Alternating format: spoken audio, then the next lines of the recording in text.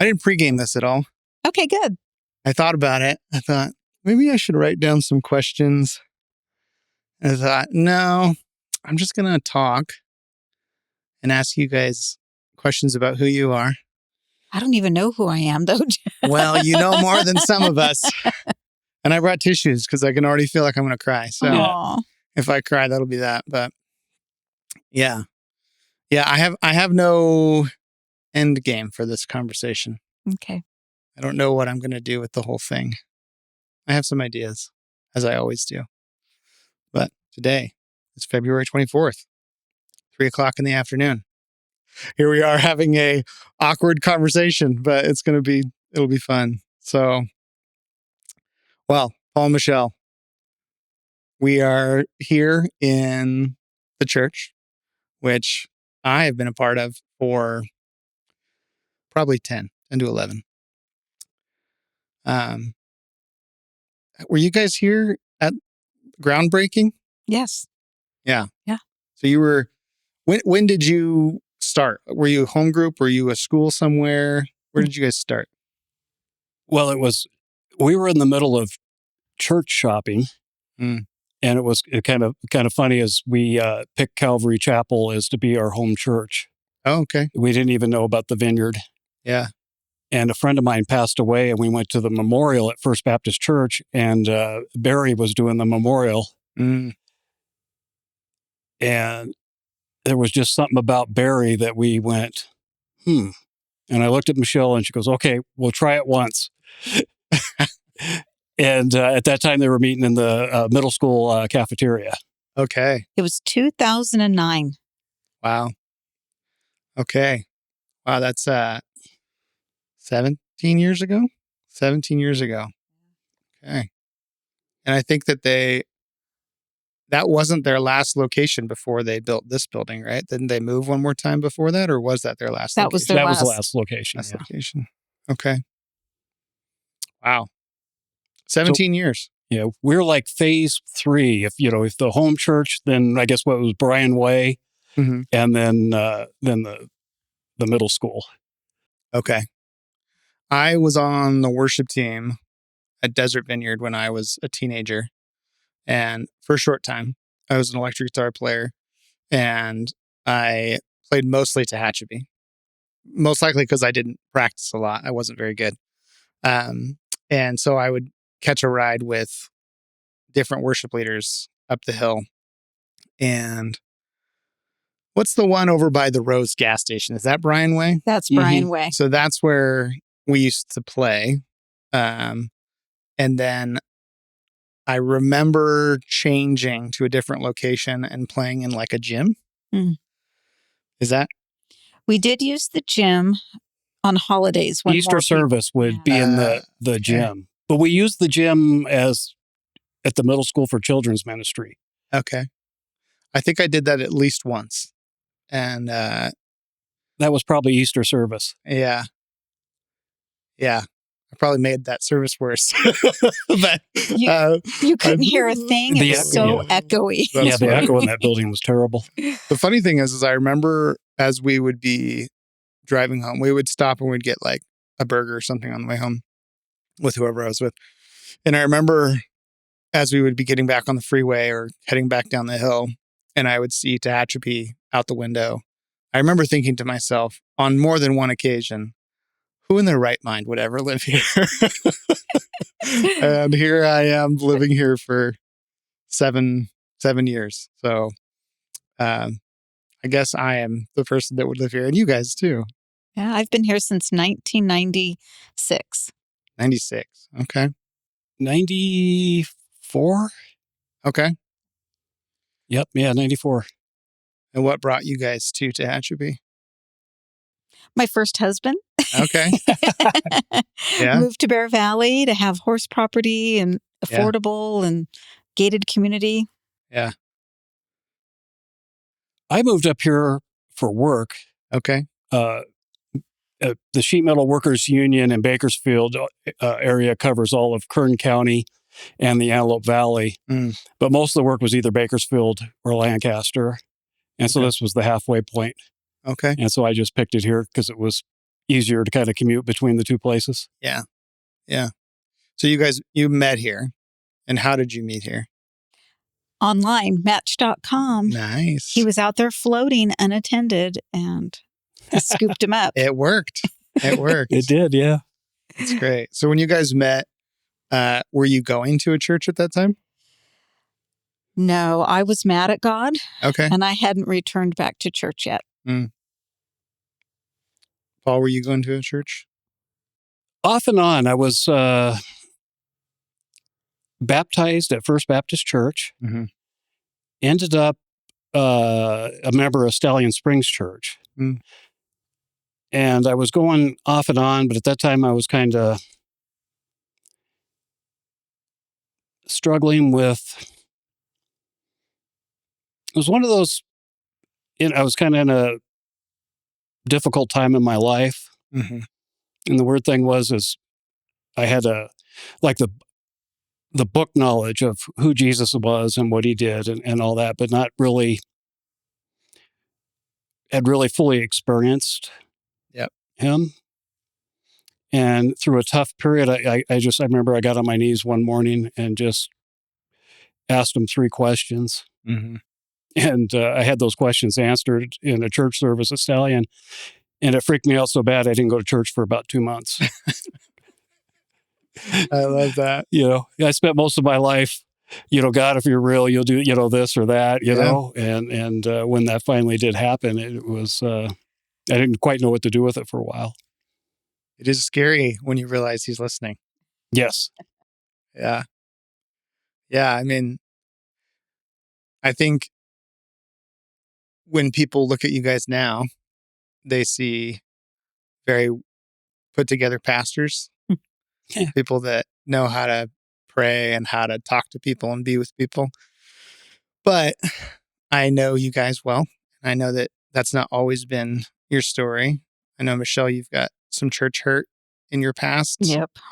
Paul, you've got, you've been sober for how long? Coming up on 21 years. 21 years. So you guys have both lived life. And somehow you've made it to this point. I would love to hear more about that story, more about like where you guys came from, how you got involved at church in Tehachapi, the early days of your marriage, who said we should go to church first. Like, I would love to hear some more of that. Well, just as we started dating, I decided I missed God and I wanted to go back to church. And so I was in Bear Valley Springs Church, and they had just gotten a new pastor. And it was the story of the woman at the well. And of course, I'm a front of the church kind of gal. And I was sitting second row from the front, and he's telling the story. And I kept thinking Jesus was waiting there for me at the well. And I burst into tears and I'm sobbing, and he's looking at me like, somebody get her. Take her. Yeah.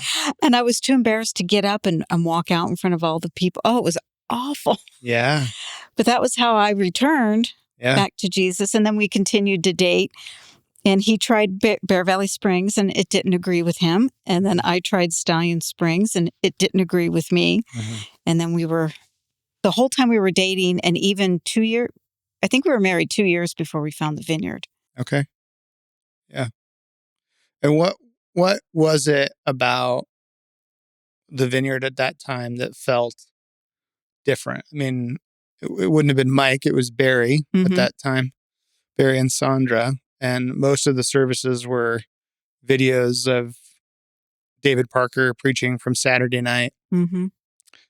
What about walking into a movie church felt different for you guys? Well, Michelle was totally against it. The whole video thing, and to me, it didn't. I didn't think either way. But we sent David Parker an email before we even came, and basically, like, is this like a control thing that you have to be on video up here? Is what I asked him, and I don't remember his response, but I remember getting a response personally from him. Yeah. And not from, a staff member or something. I thought, Yeah. And I said, well, that's, I kind of understood his answer and everything. And then we'll give it a try. And so when we first showed up, we walked in the door and Barry was standing right there in front of the door. And I says, oh, I'm Paul. This is Michelle. And he goes, oh, you sent the email. And I'm like, uh-oh. Oh, no, he knows. Oh, I love that. Yeah. I love that. Yeah. So that was our first introduction in the door, and and we just, I don't know, we loved the way we were greeted. Yeah. And just kind of brought in and we felt at home and the video wasn't, for me, it wasn't weird at all. It just kind of, what David's teaching is amazing. Yep. It grew on me. Yeah. Yeah. It's one of those things that you watch the first time and it's like, this is weird. And then the second or third time, your brain kind of turns off to the fact that you're watching a video. At least at that time, it felt that way. Yeah. Paul, you were, besides Barry, were you one of the first pastors brought on at Tehachapi? Yes, I was. Which is, the backstory even before that, when we were dating, and we were dating probably a little over a month. And I remember we were having dinner. And Michelle told me, I heard from the Lord today. Mm. And this is all kind of new to me from like hearing from God, and I haven't really kind of experienced it as much as like Michelle had. Yeah. And she looks at me and says, God told me you're going to be a pastor. Mm. And at that time, every other word out of my mouth was the F word. Yeah. Yeah. And I'm thinking, how cute. She really likes me. She thinks a lot of me. But there's like no way that this could ever happen. Yeah. I mean, it just, it was something that could never happen. Yeah. And then I remember Barry and Sandra wanted us to meet with us. And we kind of thought the signs were kind of leading. And it wasn't something I was going to ask. Mm-hmm. I told God that if this is your will, this is on you. Mm-hmm. So I never said a word. Yeah. And Michelle goes, I think they're going to ask you. And I was like, I don't, no. And I said I wasn't going to do it. Yeah. And then Michelle reminded me, well, remember what the Lord told me. And then, of course, I felt convicted and then we went to dinner and, they asked if I'd become a pastor. Yeah.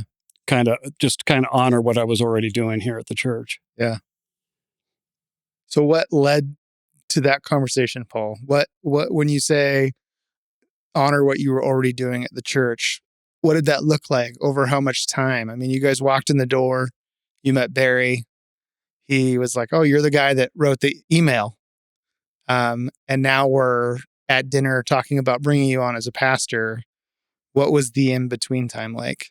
Gosh, yeah, it's a pretty neat journey. It kind of started, we started doing Life Hurts, God Heals, a recovery program for teens. Mm-hmm. And I was starting to get, I was getting asked questions about the Vineyard, that I couldn't answer.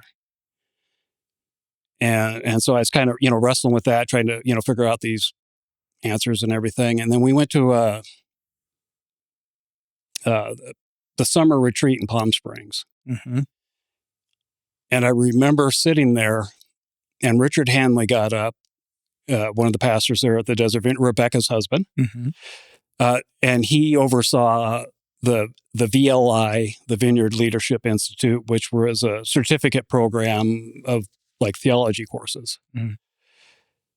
And he was talking about that. And I just kind of like, God was like pushing me. Mm-hmm. I was like, and then we got back and I told Michelle about that, and so I started taking courses. And I did, I finished, I think it was 30 units in 3 years. And just, we started a ministry. It was kind of funny that we didn't even know any better over at the Village Apartments with another couple from the Nazarene Church. Yeah. Who were kind of in the same position we were at the same time. He became a Nazarene pastor about the same time I did. Okay. And all four of us didn't have a clue that what we were doing.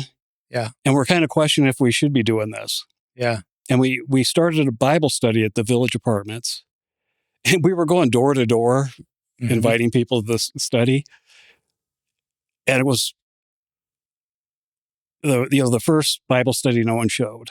And it was kind of frustrating. So we go, okay, so we started going door to door, and we knocked on this lady's door, and she opened the door, and just marijuana smoke just come barreling out the door. Yeah. And she's like, "I'm glad you're here. Can you pray for me?" And I've had a kind of a weird relationship with prayer. Yeah. Yeah. And I didn't know if I was supposed to do this or not, and so, I'm, praying for this lady in the doorway, and it was just like, and my friend Jason, and he's pretty well known here in town, Gekrin, and he goes, "I'm glad you knocked on the door. It wasn't me." But this ministry turned into a big thing. I mean, it turned into a big clothing ministry. We were feeding people, praying with people. And there's something to say about the innocence of not knowing, of not having too much info. Yeah. Things get complicated once you start taking classes, and, you start having some theology and everything. And expectations. Yeah, expectations. And yeah. And that was, a neat time. Michelle and I kind of were stepping in, the gap in people's lives, and, praying with them, and just being there with them, and through all kinds of issues. And so that was kind of the big kind of leap into kind of like pastoral kind of situations. What motivated you guys? What led you to do that? I mean, that's not something that feels easy. It's not something that feels welcoming, right? It's like, you guys say you're introverts. I think that there's a lot of people in this church that would disagree, but they haven't seen us at home. That's right. But I mean, two introverts that are figuring out how to go back to church, figuring out how to be with God again after colorful lives. And now you're at the Village Apartments trying to be disciples, trying to be where Jesus is, meet people where they're at. Like, what was the thought process in that? Why did you decide to do that? When we had so many kids come to Life Hurts, God Heals that lived in those apartments. And we thought, maybe if we could reach out to the parents through Bible study and maybe meet some needs, that would help their lives, that we were seeing. That it was just, that was really what it was. This apartment building needed God is kind of how we felt. So we were going to do how we thought things were done, just have a Bible study, invite people. And we did that for, about 2 years? Yeah, about 2.5. About 2.5 years. And during that time, is there like a particular moment or a particular memory that you have where like God either showed up for you or showed up in front of you, did some things through you that you were not expecting? For me, I know Paul has a fun story about it, but for me it was, I had never written Bible studies before, but we didn't have any budget or anything to buy Bible study materials. So I thought, well, I'll read it and come up with some questions. Yeah. And see what happens. And and I never thought I could do that. And God met me in that. Yeah. And it was It was quite fun. It was quite fun. Yeah. You tell your story. Yours is better. Yeah. Well, at that time, though, when you were writing those Bible studies, you didn't think you were qualified because this is true. being a woman to teach. Mm-hmm. Mm-hmm. There's that. That was a big thing to overcome. Yeah. Like, who am I? Yeah. One of the big things that happened to me personally was at that point, I was always admired and envious of Michelle's contact that she had with the Lord, how she was hearing from him. And I was like, man, I want that. Mm-hmm. And she just looked at me one day and she goes, well, just pray about it. Yeah. And so I was praying for a while, that I would hear from the Lord. And one morning, like 3 minutes before my alarm clock went off, I'm just like jolted awake. Yeah. And I'd like to say it was like this big, profound thing, from the Lord, thus said the Lord. But all I heard was, bring 3 chairs. Yeah. And it was, the morning of the Bible study, and it was kind of clear what it was about. And I'm like wrestling with this in my mind, what to do with it. Yeah. Is it me? Is it the Lord? And I tell Michelle, and she just kind of looks at me and says, well, bring 3 chairs. And then I'm thinking, well, I'll just see what happens. I won't bring the chairs, and then I'm like, okay, I'll bring the chairs, but I'll leave them in the truck. I get the Bible study and I'm like, oh, okay, I'll bring the chairs out. And I set the chairs up and the Bible study starts and the chairs are empty. And about 2 minutes later, after every chair was filled up except those 3, 3 people walked in and sat in those chairs. Yeah.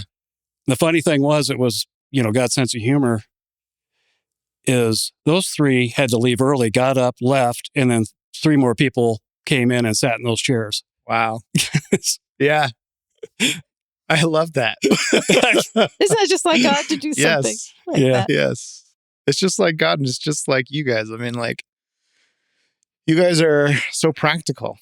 Like, you've always had a way of like demystifying the mystic. It's like God is God, and he's here and he's ready to do work, and you don't have to know what you're doing. You don't have to be trained. You could just go start, and like, he'll figure it out. He'll figure out things in the meantime.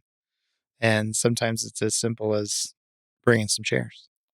But what you said, there's a whole process of how we got to what you just said. We were just starting Life Hurts, and we felt really ill-equipped, over our head, not trained, and really doubting if we should be doing this. Yeah. And we came to church, and I think we were in this building, and David Parker was preaching on Acts 8, the Philip story. Mm. And, and the short version was Philip was told just to go be near, mm-hmm. and the Lord would provide everything else. Mm. And that just like hit us with bricks, both of us. We kept looking at each other during the sermon, and that's all we talked about afterwards, and that made such an impact on us. I mean, that's been, as like Mike says, our marching orders, mm-hmm. is just go be near. Mm-hmm. That's doable. Mm-hmm. Yeah. And, and just the other day, as we're leaving and moving, I heard from the Lord again, like, I haven't changed what I said. Go be near. Yep. Yeah. We like to make things so complicated. Yeah, we do. So difficult. And we really don't need any of those things. We just need to be where God is, and he's everywhere. And so we can be by him all of the time. I know I have struggled with that in quote unquote real life, where it's like you're at work or you're with people and you're not at church, and it's like, this feels like a God moment, but it's awkward and I don't want to do that. And so I'm going to leave the chairs in the truck because that's like a safety net, yeah. To not look silly. But it is in the moments when you lean in and you're like, well, I'm going to pull the chairs out and I'm going to bring them in and I'm going to let them be empty. Or, I'm going to say the thing, or I'm going to ask somebody if I can pray for them or whatever. And that's when God shows up. And a question that I have for myself a lot is like, I know that God shows up for other people, but a lot of times it's like in being brave and taking that step, it feels like he's showing up for me, in a way that's like, oh, you're showing me who I am. You're showing me like the things we can do together. And it is for this other person, but it's also a bit for me, like to give me courage and to show me that I don't need to be this person or that person or have that kind of training or whatever that may be. That's kind of a little tangent, but I liked what you guys were talking about. Well, we've walked away from many situations that have been like big moments with the Lord and wonder like, was that for them or for us? Yeah. And the answer always is yes. Yes. Yes. As Mike says, both and, right? Yep. Yeah. I know that Life Hurts, God's Heals is a big part of your guys' story. Did you start that? How did that come about? It was going on at the Desert Vineyard. Okay. Under David Swift. But really, I was working at the high school, the middle school as the librarian at the time. And these kids were coming to me and pouring out their heart. And some of the times I would think to myself, oh, their parents would be horrified if they knew they were telling me these things. And I had to be very careful what I said in the library on school property. And then there was a suicide. And everybody was so concerned about the bullying and about this and about that. But nobody was concerned about why he didn't have anybody he could go to tell these things to. Right. And anyway. And then, but you had a story at the same time. The big brothers and sister, big brother? Yeah. Well, yeah. When I met Michelle, I was trying to become a big brother. Okay. And that did not work out well because they don't have a program up here. Oh, okay. And then Michelle was also That's right. wanted to do something with teens. Alateen, through AA. Okay. But what an ordeal to go through to get that started. So we were both kind of like, we have this desire to reach troubled teens, one struggling with, sexual orientation or drugs and alcohol or whatever it is. And we just didn't know what to do. And then, that suicide of Seth Walsh really hit us. And, it was such a big, it was on the world news. I remember we were sitting watching TV and it was on ABC, Peter Jennings' World News about. You're like, wow. And everything was like how bad, the kids are, the district is, and, and all these political issues, which, need to be sorted out. But, what about the story that there was a kid that was hurting so bad that he had to take his life? And why are we, working on that, and that was where our heart was. And I think that's when Barry and Sandra told you about Life Hurts, God Heals. So we went to the Desert Vineyard and sat in and loved it, loved what they did. And pretty soon they anointed us with oil and laid hands on us and said, now go, start it in Tehachapi. And we did. We did it for 12 years. Wow. Yeah. How very Vineyard. Come once, see how it goes. We're going to pray over you. Now you go do it. You're good to go. Yeah. Yeah. We spent months preparing. Yeah. We got to get this perfect, Yeah. And the first Thursday night, no one showed. Yeah. And the second Thursday night, no one showed. And the third Thursday night, no one showed. I don't think it was the fifth week. It was, We were like, well. Wow. I don't think a lot of people would have waited for the fifth week. Yeah, we thought we would be faithful. Yeah. And just keep showing up and we spent the time praying together. Yeah. And then we go, okay, we waited 30 minutes. So then we would go. And then pretty soon they started dribbling in. Yeah. Was this before Barry and Sandra asked you to be a pastor, Paul? Oh yeah, Yes. this was way before. Yeah. Okay. Yeah. So this is the stuff in between. This is the stuff. And then sack lunch too. Okay. Did you guys start sack lunch? Mm-hmm. Okay. And was that going to the same apartment complex? That was part of our. No, we didn't. No, we didn't go there at all. We didn't go there. Yeah, we went to the apartments by the senior apartments, Mhm. and then we did the neighborhoods on the other side of the tracks, Okay. and the one by where Aspen Market used to be before they tore it down. That neighborhood. So we would go there. And what's funny is how we started it. Well, we always wanted to figure out how to do this, but we couldn't, there's not a big homeless population hanging out at the park or out in a field or, like there is in Bakersfield or Lancaster. And we just couldn't figure out how we'd do sack lunch here. Mm-hmm. And then Monday Night Manna started, which is, now Vineyard Mobile Meals. And I couldn't do it because of work and you had some other obligation, but we thought this was the coolest thing ever, feeding people. Mm-hmm. And I think it was Michelle come up with the idea of like, hey, we could do sack lunch and put a flyer in the lunch Mm-hmm. for Monday Night Manna. Yeah. And that was kind of what kind of inspired us to get our feet moving with that, was just kind of advertise Monday Night Manna. Yeah. And yeah, we were doing 200 lunches twice a month forever. Wow. well, Yeah. until COVID. Until COVID. Yeah. COVID was changed everything. Yeah. And that was back in the time when Manna was here in the building. Yes. People would actually come and meet in the lobby, and we had tables and chairs, and you would sit and you would eat with them. Yeah. Have conversations, and very different from today. What was something about that time that you look back now and you feel like, either God worked in some special way for you, or you really appreciated something about that moment, something that changed in you during that time?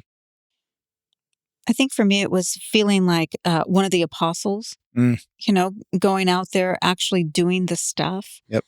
praying for people. I mean, we had no idea how to pray for people then, really. We just did it, and knocking on doors, and, some people were not quite friendly to us. And it was like, oh, actually, we kind of got excited, like, I don't know.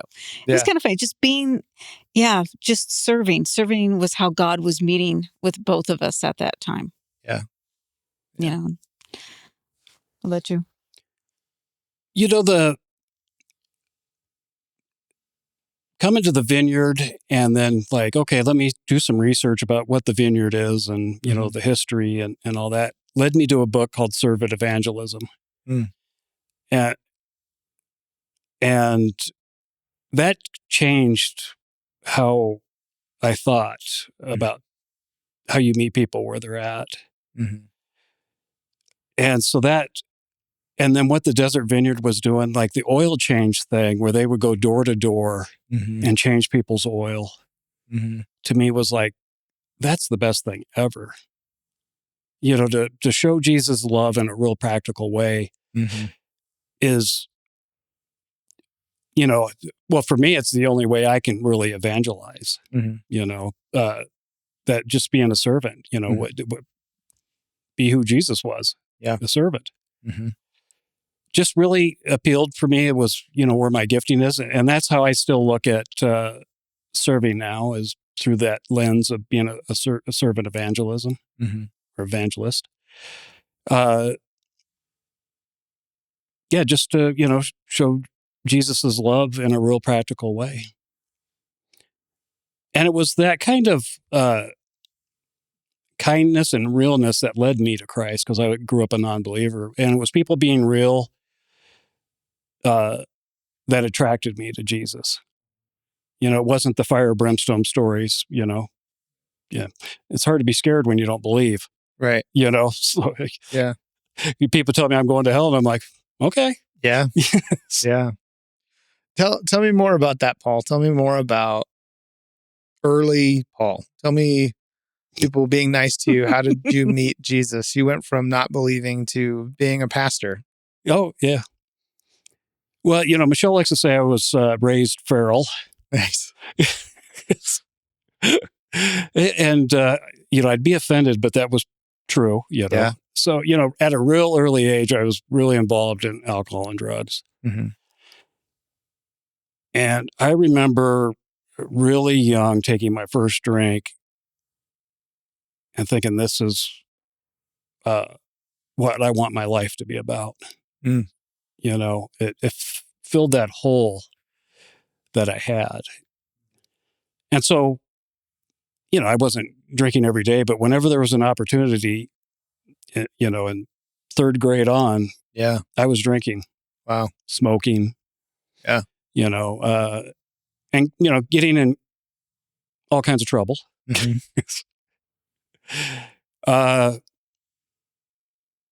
Always wanted to believe, Mm-hmm. but just couldn't get there. Why did you want to believe?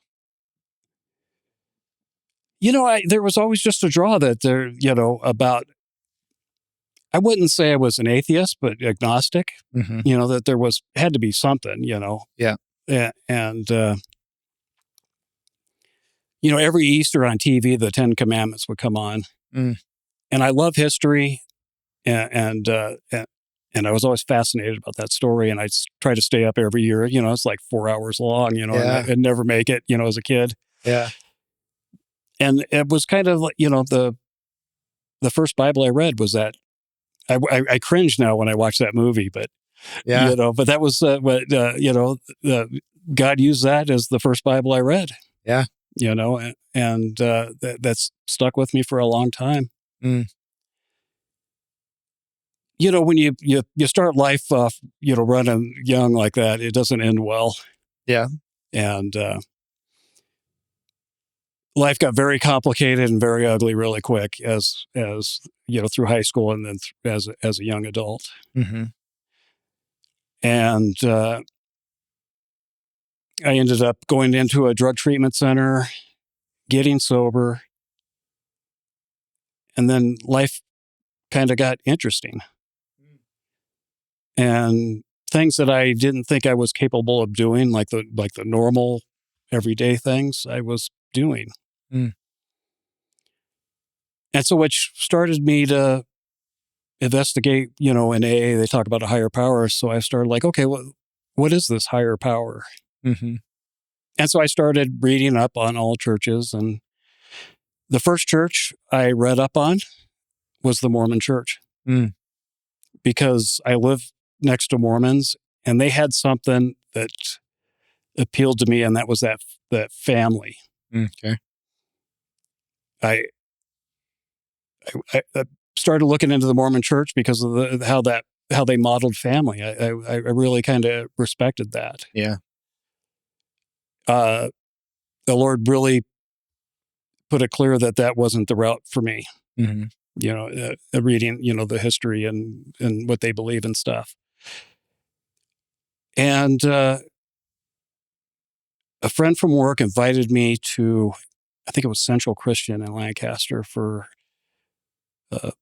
basics in Christianity class or something like that. Mm-hmm. And I don't remember a word in that class hardly, but they gave me Josh McDowell's book, More Than a Carpenter. Mm. And I've always mocked God. And then there that's the quote in there, Jesus either who he said he was or a liar or he's crazy. Mm-hmm. And I couldn't say those other two anymore. Mm. And I wasn't quite ready to say who he was yet, but that's when I really noticed the change, when I couldn't say those two anymore. Yeah.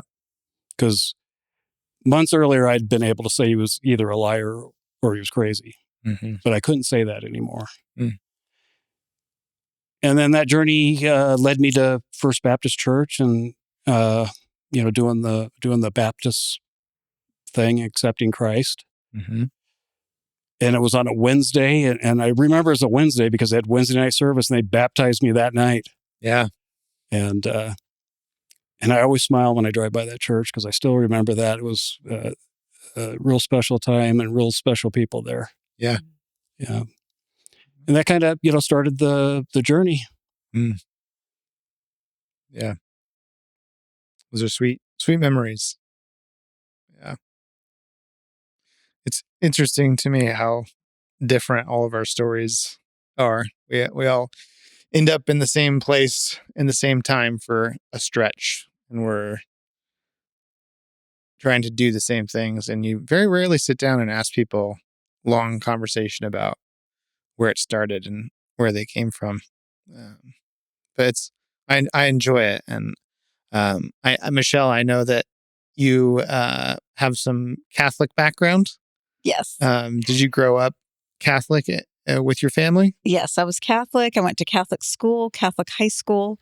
My mom was the church secretary for a few years. Yeah. And I would hang out in the rectory. That's the house that the priests live in. And so I kind of hung out there after school sometimes. And it was a blessing and also not a great thing. Mm. On the one hand, as a Catholic schoolgirl, you're taught to stand up when they're accorded great reverence, which is awesome, but they are people. And when they're in their home, they're people. And I don't know, kind of confused me as a little one. Yep. So the older I got, the more rebellious towards Catholicism I got, even though I secretly wanted to become a priest, even though I knew that wasn't allowed. I didn't want to be a nun, but I thought being a priest would be rather cool. Yeah. But and by high school, it was like, ugh, I don't even want any of it. Yeah. And so I have a Catholic background. Yeah. Yeah. That's been, I know you. I know that's been difficult. But I also know that some of that negativity surrounding Catholicism has kind of dissolved for you. Yes. And that you actually do enjoy some of the more quote unquote religious practices now. Yes. I can appreciate all the things that I didn't know why we did what we did. But even as a child, I loved when my mom would light the candle and we'd, kneel and pray. And always liked getting up early and sitting in the dark and thinking about, meditating. I wouldn't have used that word back then, but Ash Wednesday and all the things. A little more spiritual maturity. Yeah. Helped me get rid of the Catholic baggage. But really, it was when I was in the monastery almost about 4 years ago, the one here up at Mountain Park. Okay. And I decided to do a silent retreat just by myself, take 3 days up there and pray and seek the Lord on a couple of things. And I was so antsy and beside myself, with the silence. I didn't think it would really bother me all that much, but I was like, what do I do? I was so antsy. So I thought, well, I'll go sit in the chapel and listen to their prayer times, the sisters. So I was the only one there and I'm all by myself in the chapel. And I don't know, it was just something about it that I was able to feel the Lord there. Like, oh my gosh, I feel God here. And then on my final morning there, I got up at 6 to listen to them sing in Latin. They sang psalms in Latin. And I'm just being carried away by their singing. And I heard God clear as a bell say, I just love them. And there was something about him saying that to me, that all that other stuff, it's like he could care less about all that other stuff. They love him, and this is how they're showing it. And I love him, and I show up my way, and he's delighted by it all. And it's just like I dropped the bags. Yeah. Yeah.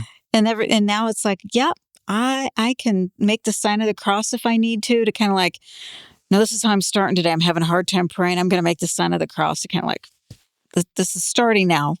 Yeah. Or I could, join in with some of the things that I really appreciate now. Yeah. The Catholic Church. What a lovely gift. Yeah. Full circle. Yeah. Be broken of the cynicism around religion and the way that we express it. It's pretty awesome. Michelle, Paul has said multiple times that he wishes he heard the Lord the way you hear him. And you just said that you heard the Lord very clearly. Do you feel like you've always had this experience? I mean, I can say that for Megan and I have some of the same feelings. I feel like she hears the Lord a lot easier than I do. I think she would disagree with that. Maybe it's the way that we express those things. But do you feel like you've always kind of had a way where you hear? Is that come a certain way? I think I always have. Mm-hmm. I used to call it my little voice. Mm. My little voice says. Yeah. And when I don't listen to my little voice, things don't go well. Yeah. And but now I know that no, that's always been the Lord. Yeah. He's speaking to us all the time, whether we're aware of it or not, or whether we are firm in our belief or not. He's always speaking to everybody. Mm-hmm. And I think I've always heard him. Mm-hmm.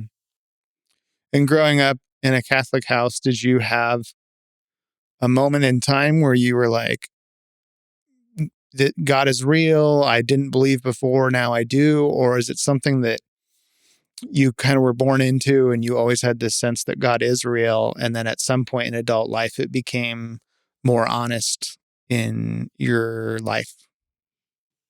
I think I always believed he was real, though in my household, being Italian Catholics, Mm-hmm. Mary was the big Mm-hmm. one we prayed to. Yeah. Didn't know a whole lot about Jesus and the Father. They were way up there, untouchable. It was the saints. It was Mary. Mm-hmm.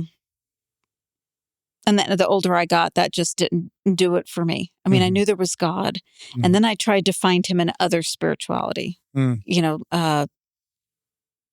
high school, early college years, more the new agey kind of thing. It was the 80s after all. Yep. And, but I still considered it was God, not something else. Yeah.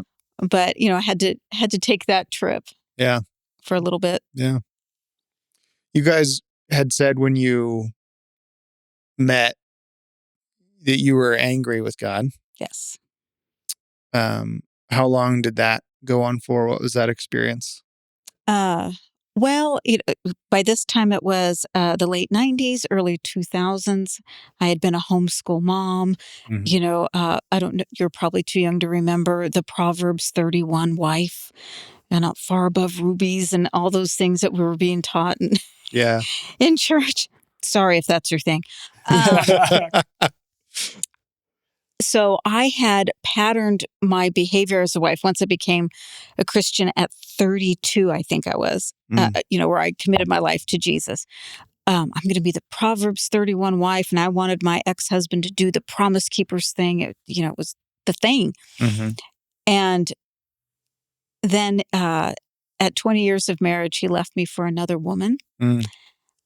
And the church I was attending was less than kind to me during that, and not helpful at all. That's where my church hurt comes from. Yep.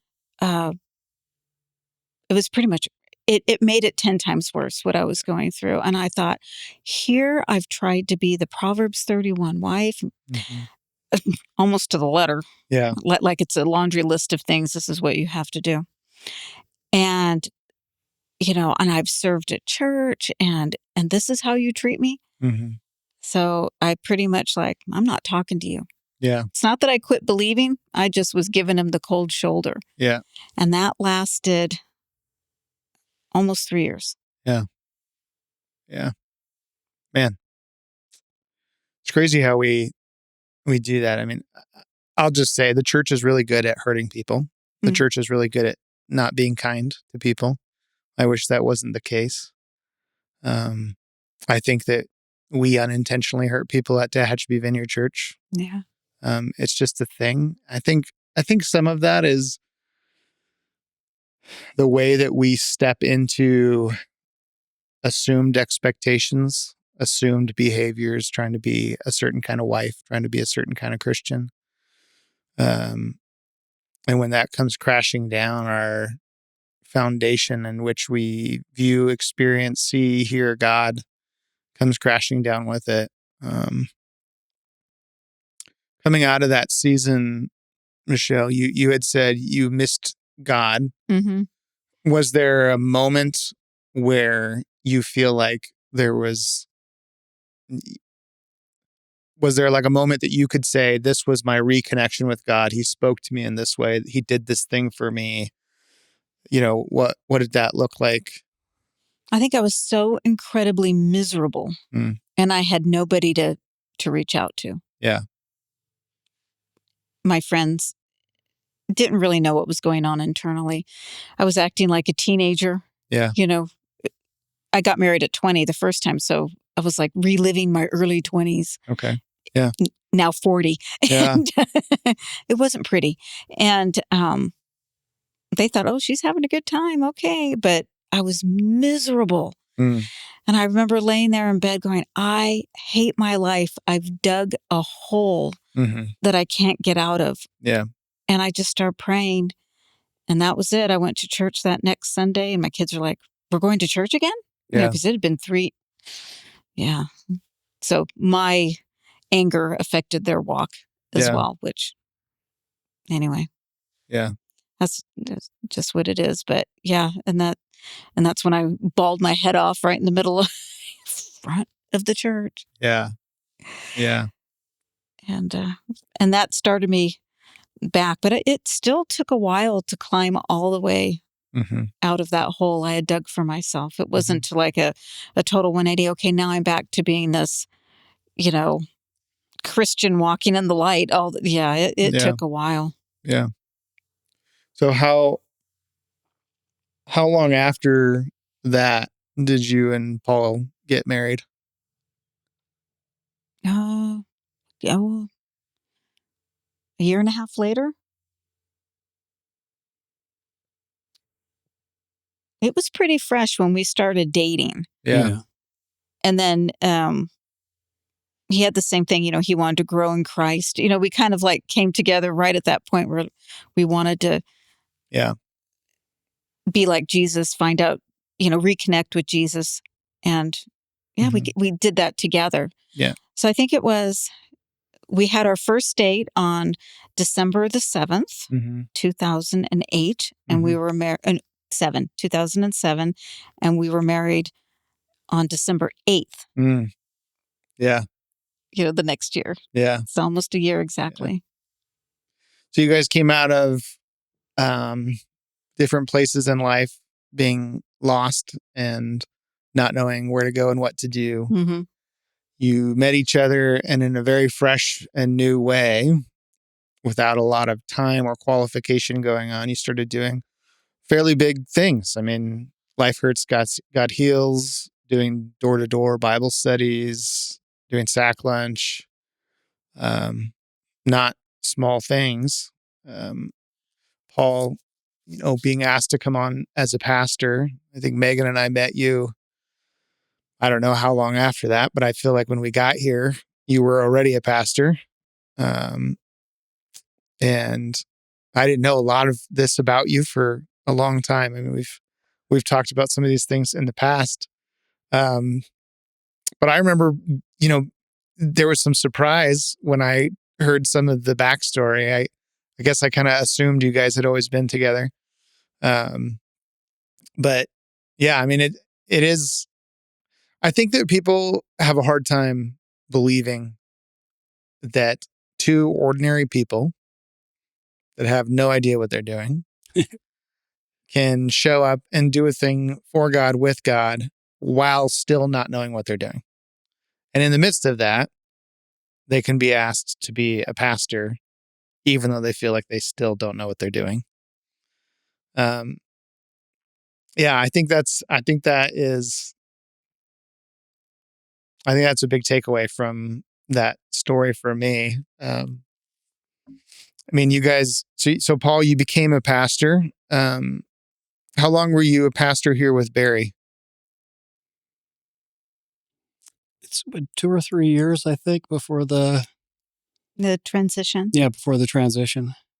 So basically, right when Megan and I got here is when, because we were here about 3 years before Mike, I think. And maybe it was 4, because you were taking over for him, hosting church. Yeah, I do remember that.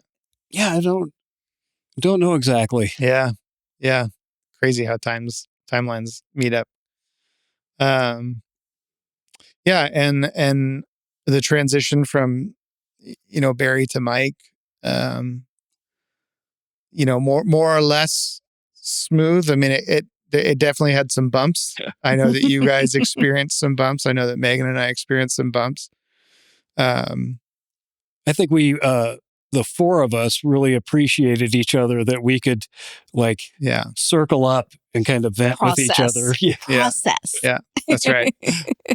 Yeah, I know that we had just said this to each other the other day, but I'll say it here now. But I do remember in the middle of that, like Megan and I had just come out of a impromptu meeting with the worship team in one of the back rooms, and they were asking us, "Is everything okay? Is Mike okay? Like, should we be concerned? We feel like this isn't, as good as it could be."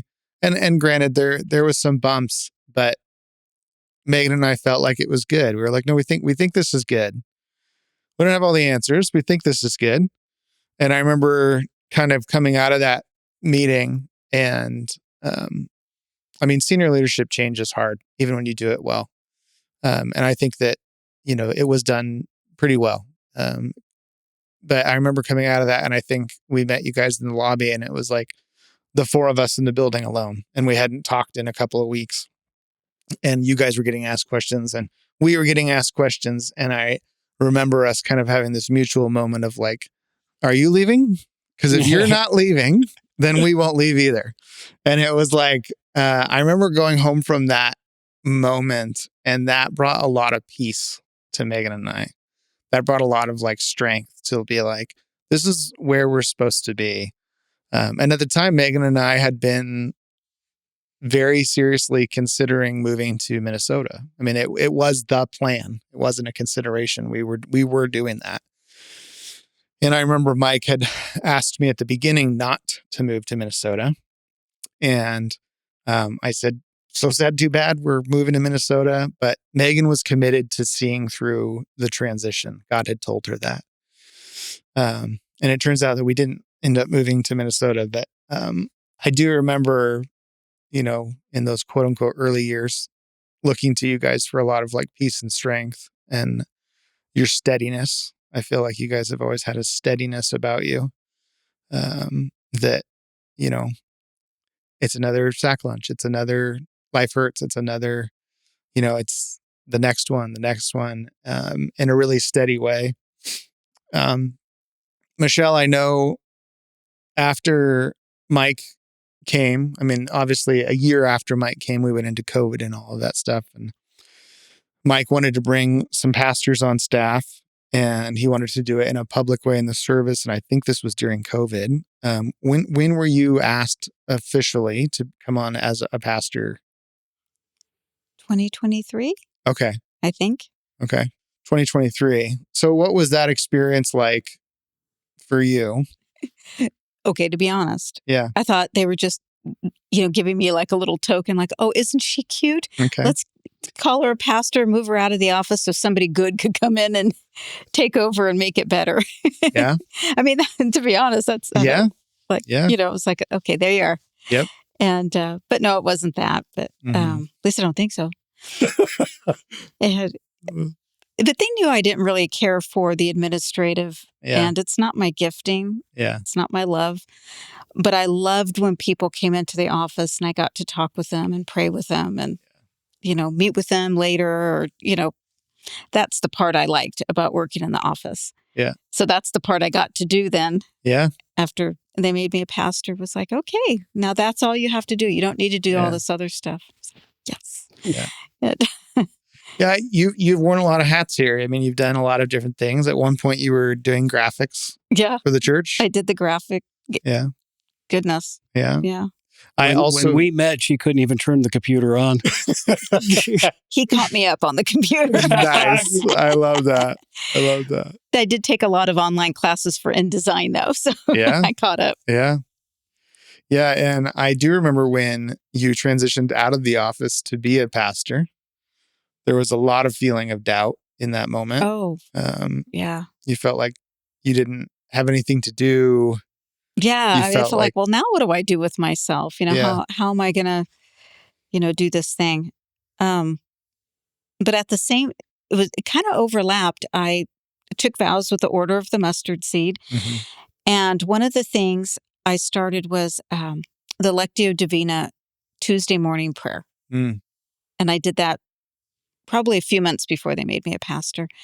And it was that stuff, Mm-hmm. Doing that, the more reflection, the desire to do a prayer room, to help people grow in their prayer life on our prayer team and intercessory prayer.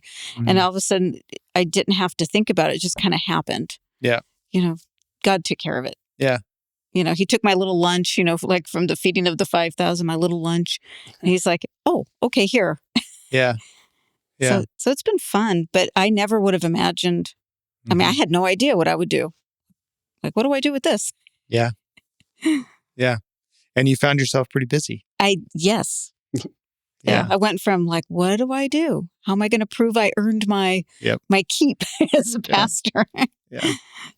Yeah. I remember having a conversation with you, probably more than once, but at least once, where you were expressing some feelings of not knowing what to do. And I hope that I encouraged you. I was trying to say, I think it's good to not know what to do. Mm-hmm. I think you should just let that be for a while. Yeah.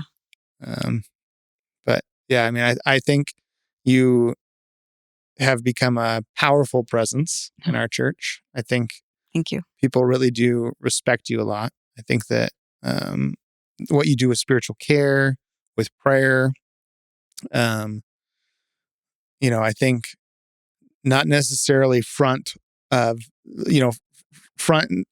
however you say that, right in front of people's vision from the Sunday morning stage. Mm-hmm. But I think that is, where the depth of relationship is in the church, is getting together with people when they're struggling and doing some spiritual direction and prayer and spending time doing those things. Paul, I know that you also are, have you finished your process with the Order of the Mustard Seed yet? Yes, I have officially become a member. Nice. He joined the cult, as my kids call it. There you go. The cult. Order of the Mustard Seed cult. Yeah.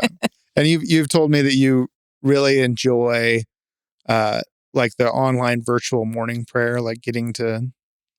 It's I've always had a fascination of just the big church and the different denominations, flavors, and how we can't get along and do things together.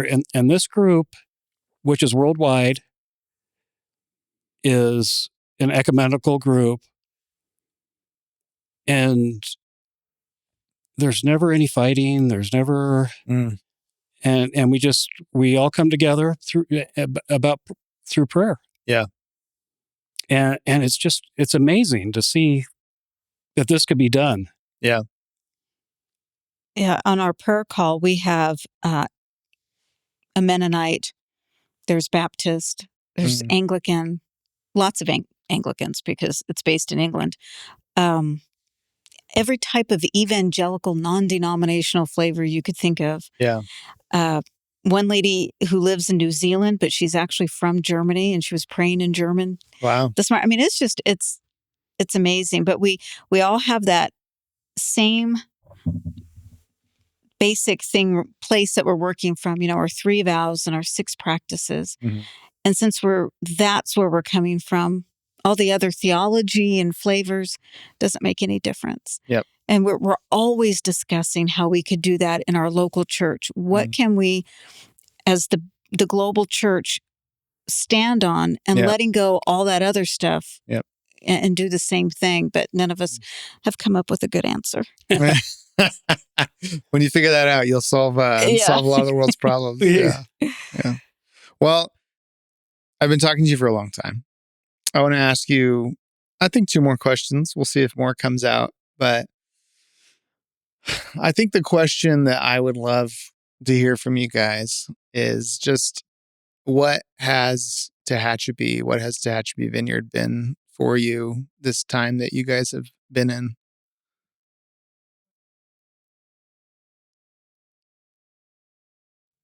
Well, it's been an anchor. Oh, I'm sorry. No, I was waiting for you. It's been an anchor for me, even with the transition and different things that have gone on, but it's always been an anchor. It's been a place to be the hands and feet of Jesus in practical ways. It's been life-giving. Just the people, the community here. Yep. I know we will never find anything like this anywhere else. You know, and that does make me sad about leaving. It's just the wonderful people. Tehachapi in general is just such a generous, loving community. Yeah. Right smack dab in the middle of a ring of mountains. You know, it's hard to beat. Yep. Yeah. Yeah. I mean, you know, this church is, you know, family. Yeah. You know, that was the word I was looking for. You know, and where we get to be the hands and feet of Jesus. And yeah, it means, I mean, you know, everything. And for me, it's home.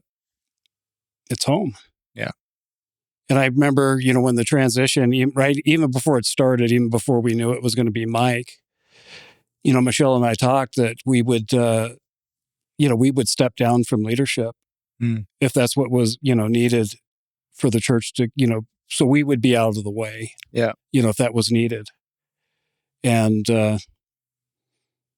you know, now leaving is, you know, mixed emotion. We're excited at one moment and just a wave of sadness too. Yep. It's, you know, one of the cool things you could say about, you know, that's neat about having Facebook is, you know, we're going to be able to, you know, see what the church is doing. Yep. And seeing what, you know, God's going to still continue to do through this church and through these, you know, other people, you know, and to look online and go like, who's that doing this, you know? Yeah. Yeah. Yeah. So it's, it's an interesting time. Yeah. Yeah. It will change. I mean, it will change with you guys departing. I'm also wondering what it will look like, who it will be. Not that there's going to be people to replace you, but oftentimes when a door opens, God brings more in. So I'm looking forward to seeing what that looks like. I think the question that I have for you guys is, you've been in this church, you've been in this place for a long time. You've been with some of these people for a long time, a lot of new people. You know, if you're being honest, what's one thing that you would say to this place, to this people? And if you're too honest, maybe I'll cut it, but you can be honest. Oh, I know. Don't let form and function and systems, protocols, and all those things become more important than the people. People first. Yeah. People first.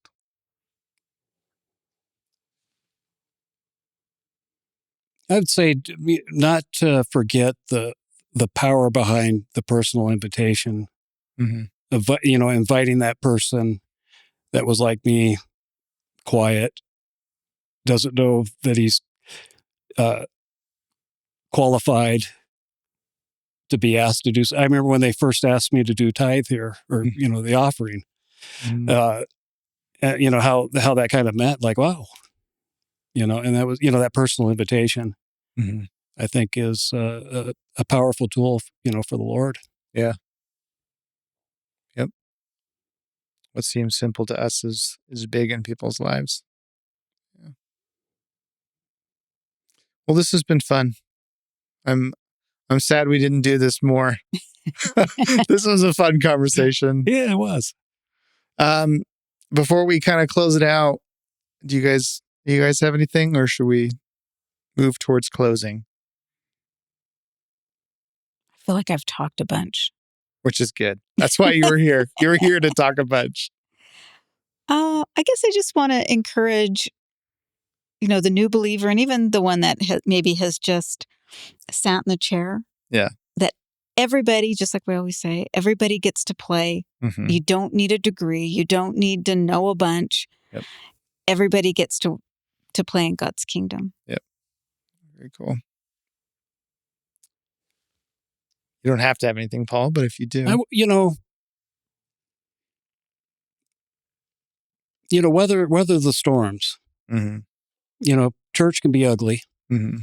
Can be painful. David Parker always says that, when we're like porcupines and we have to remember quills down. Mm-hmm. And we do hurt each other. But what family doesn't? Right. And as there's a lot of times that, we could have grabbed our toys and left mad, mm-hmm. But there's a lot to say, just keeping your toys here and weathering it, working through it. Yep. Well, I love you guys. We love you. I love you. I don't know where I'm going to show this, but will you pray for the church? Will you pray for Tehachapi? Yep. Do you want me to pray or do you want to pray? You got it. You're the pastor of prayer. There you go. Oh, Lord Jesus. Lord, bless this church, Lord. Would you shower her with your grace and your mercy? And we prosper her. Lord, I pray that every person that comes in, every new believer, every seasoned saint, as we used to say, Lord, would feel your presence, would be just enveloped by your great love that you have for them. And I pray a special blessing on Mike and Dave and Megan and Rebecca and Nigel, Lord, that you would inspire them, that you would keep their vision fresh, that you would, just release creativity and excitement anew. And Lord, thank you for the staff that works so hard. Bless them. Help them to rest. And Lord, thank you for everything that you're doing here now and will do and have done. Thank you that it continues on, Lord. Amen. Amen. Well, thank you guys. We did it. We did it. I made it through without crying. Yeah, you did good. I felt it a couple times. I was like, I might cry right now. Oh, gosh.